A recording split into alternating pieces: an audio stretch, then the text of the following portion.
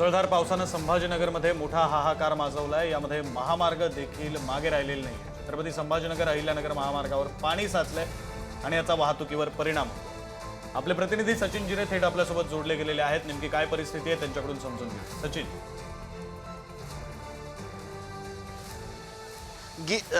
विक्रांत, सध्या मी छत्रपती संभाजीनगरच्या गिरिराज नगर मध्ये आहे। गिरिराज कॉलनी आहे ही। तुम्ही पाहू शकतात की हा संपूर्ण जो परिसर आहे अशा पद्धतीने पाण्याखाली गेलेला आहे। संपूर्ण घरामध्ये पाणी घुसलेलं आहे, नागरिकांच्या दुकानामध्ये पाणी घुसलेलं आहे। हे घर पाहू शकतात तुम्ही की या घरांमध्ये हा जो रस्ता आहे हा प्रमुख रस्ता होता, डांबरी रोड होता। या ठिकाणी तुम्ही पाहू शकतात की आता इथं तळ्या साचल्यासारखी परिस्थिती निर्माण झालेली आहे। लोकांच्या घरामध्ये रात्रीपासून हे पाणी आहे, हा पाणी वाढतच चाललेला आहे। अनेकांनी आज रात्रभर जागून काढलेली आहे, तर अनेक भागांमध्ये असाच पद्धतीने तुम्हाला पाहायला मिळते। लोकांच्या घरामध्ये अजूनही चुली पेटलेल्या नाही अशी परिस्थिती या भागाची आहे। त्याचं कारण असं आहे की घरामध्ये संपूर्ण पाणी साचलं आहे। कसं तरी वाट काढून नागरिक या ठिकाणी येतानाचं चित्र आहे ही परिस्थिती आहे। मात्र यासाठी अजूनही कुठल्याही उपाययोजना त्या केल्या गेल्या नाही। ह्या मी तुम्हाला दाखवण्याचा प्रयत्न करतो। हे किराणा दुकान आहे। अशा पद्धतीने हा किराणा दुकान तुम्ही पहा की पूर्ण त्या किराणा दुकानामध्ये पाणी आहे।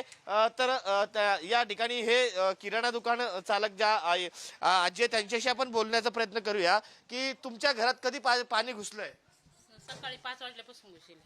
हा, कसलं पाणी? हे नाले, सगळं नाल्याचं, कांदा नाल्याचं, बाजारनगरून सगळं पाणी येतं इकडं।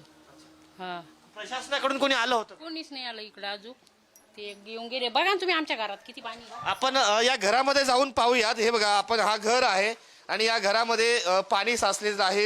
ही सर्व परिस्थिती आहे। ही लेकरं पहा अशा पद्धतीने पलंगावर बसलेली आहे। पहाटे 5 वाजेपासून ही लेकरं अशाच पद्धतीने पलंगावर बसलेली आहे। सर्व बेडरूम मध्ये, हा खरं तर बेडरूम आहे, या बेडरूम मध्ये तुम्ही पाहू शकतात हॉल, बेडरूम आणि सर्व घरांमध्ये हा पाणी साचलेला। सर्व संसार उपयोगी जे साहित्य आहे ते पाण्यामध्ये त्याची नासाडी झालेली आहे।